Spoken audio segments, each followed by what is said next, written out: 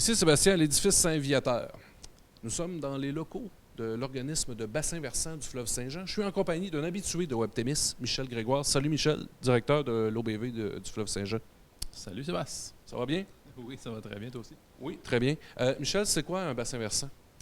Disons, un bassin versant, c'est la portion d'un territoire dont les ruisseaux, les rigoles, les rivières finissent à un même point.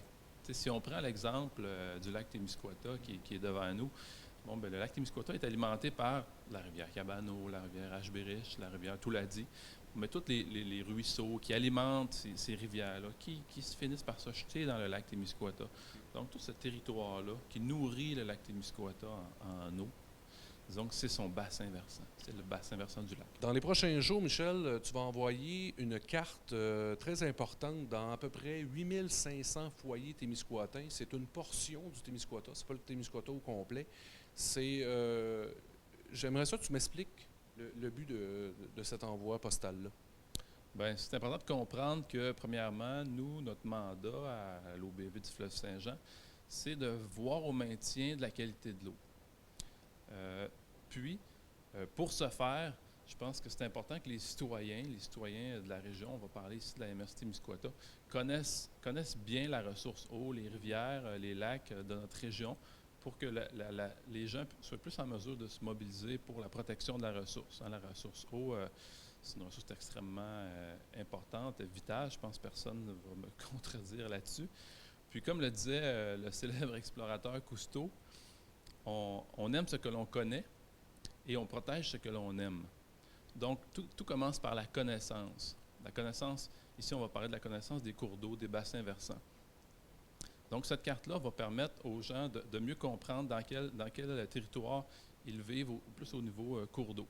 Puis, on a fait le lien avec le transport d'hydrocarbures, que ce soit par pétrole ou par train ou par oléoduc, qui sont les deux principaux modes de transport de pétrole dans la région. Mm-hmm.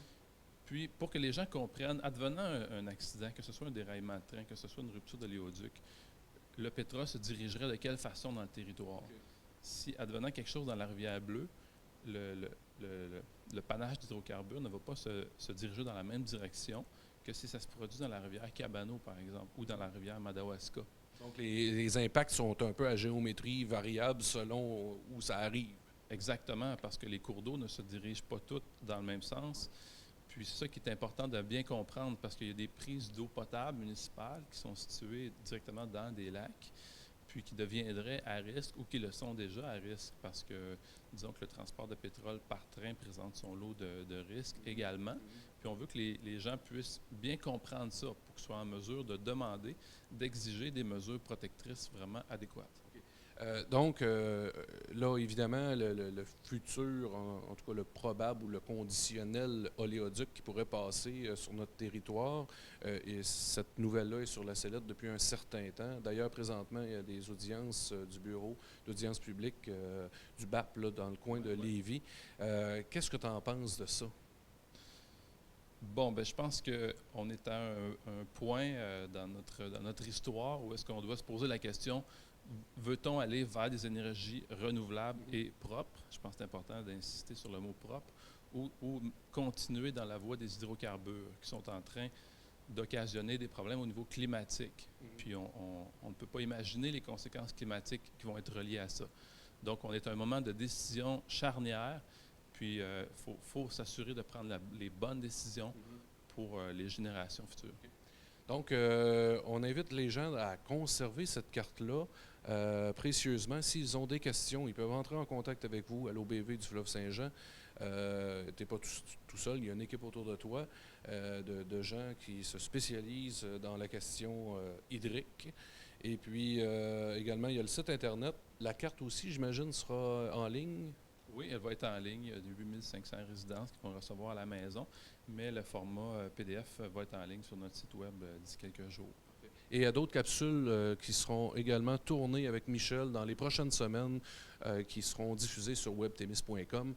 Question de poursuivre la sensibilisation et la connaissance de nos fameux cours d'eau au Témiscouata.